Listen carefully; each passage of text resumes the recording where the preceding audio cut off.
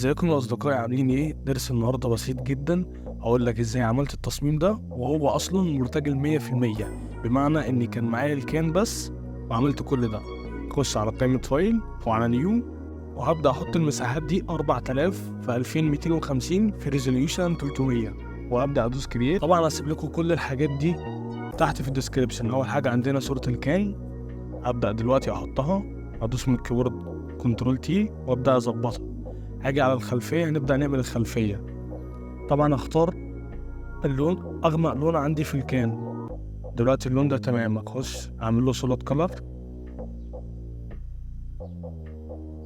واظهر عندي دلوقتي الخانة. هبدأ دلوقتي اظبط الخلفية، اخليها بشكل منور كده بدل ما هي تبقى سوليد كلر. هبدأ اعمل اظبط كده بسيط. وده هنعمله ازاي؟ نختار نفس اللون بس بدرجة افتح. تمام، ممكن نعمل لير تاني واختار اللون الابيض برضو بحطها تحت كده الكان، اغطيها شويه كده لحد ما معانا الباك جراوند. ممكن دلوقتي اغمقها شويه كده. ماشي تمام، اوكي كده.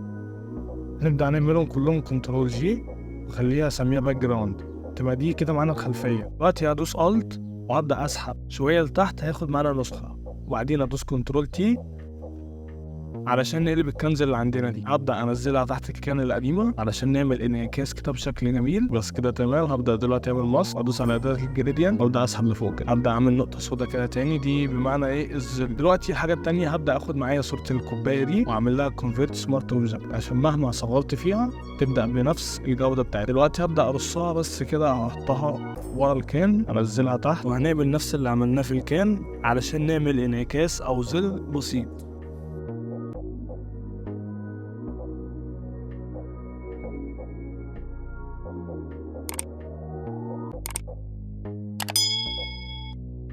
الخطوة دي هنبدأ نظبط الانعكاس اللي احنا عملناه.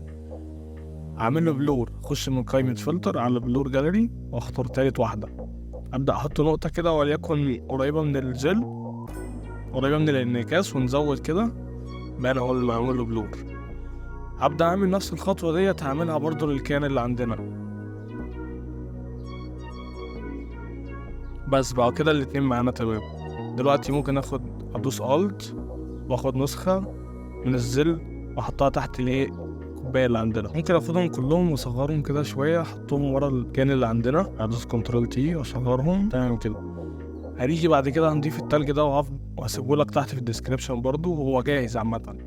هنبدأ نضيفه كده ورا الكان بحيث يدي شكل جمالي شوية. طبعا ممكن نضيف الندى برضو ده، هنشده ونسحبه ونحطه على الكان اللي عندنا عشان يدي منظر كده اللي هو فيه رطوبة أو بارد شوية. هبدأ أحطه تحت الكان وأدوس ألت عشان أعمل له كليبنج إن هو يبقى على الكان بس. دلوقتي حاسس الباك جراوند عندنا فاتحة شوية، ممكن أغمقها، وبعد لما أغمق السبوت اللي أنا عملته تاني هدوس كنترول يو تفتح لنا. هنبدأ نغمقها شوية بس كده تمام مظبوط. ودلوقتي هنيجي نبدأ نكتب النص اللي عندنا. أنا هكتب مثلا سوبر صودا، مفهوم جديد للصودا. ممكن عادي نغيرها بعدين. هبدأ أكتب كده مبدئيا، أغير كلمة صودا دي أورنج وأدوس كنترول وأبدأ أصغرهم جنب بعض. ممكن أكتبها مفهوم جديد للكل، هتبقى أفضل. السوبر صودا مفهوم جديد للكل. أوكي، غير لونها. أروح على اللاير بتاع الكتابة، هدوس عليه دبل كليك، هنعمل له شادو، وأبدأ أعمل له إيه، انعكاس بسيط بنفس الدرجات دي. وهنخلي اللاير هنا المود مالتي بلاي. ابدا ادوس بقى، ممكن اغير اللون بتاعه لون ابيض عادي هنا بس كده. الحاجه الاخيره هبدا بقى اضيف تلج عشوائي كده، وده احنا مش ملزومين بحاجه معينه. احنا البوست كله ارتجال 100%، بمعنى ان لو عندك تغذيه بصريه او حاجات شفتها قبل كده بتحاول توصل لحاجه قريبه منها. فهبدا دلوقتي اوزع التلج بشكل عشوائي. هبدا اعمل لها بلور كده عشان تبان ان هي سريعه.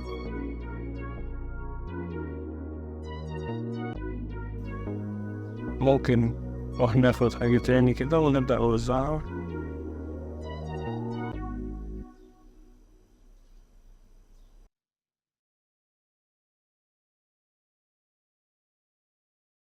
بعد بقى لما ظبطت توزيع التلج، أبدأ أعمل لير وادوس كنترول شيفت اي علشان نظبط الوان الديزاين كله.